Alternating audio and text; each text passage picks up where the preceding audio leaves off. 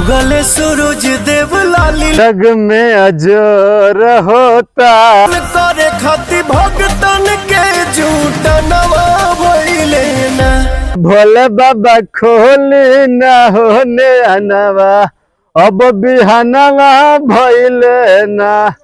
Power power power जैसा कि हम बता दी कि पवन सिंह एगो कल गाना आई रहा जे गाना के बोल रहा ए भोले बाबा वो गाना 24 घंटा के अंदर 35 लाख व्यूज कमैले।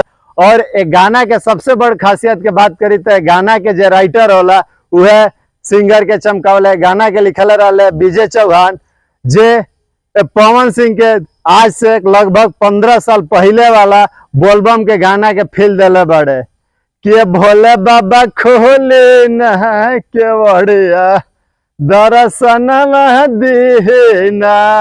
और इस गाने के बारे में बात करते हुए गाना जो था एक स्लो मोशन में पावर स्टार पवन सिंह खुद आवाज में कोई ड्यूट गया था और ना गाना बिल्कुल साफ सुथरा ऐसा गाना था जिस गाने के बारे में आप कभी कल्पना भी नहीं की। वो पावर स्टार पवन सिंह ने इस सावन 2023 में भोले बाबा गाने को गाकर इतना सबके मन को विभोर कर दिया है। और इस गाने को बता दे कि ये गाना जो है माँ अम्मा यूट्यूब फिल्म्स यूट्यूब चैनल से रिलीज हुआ है।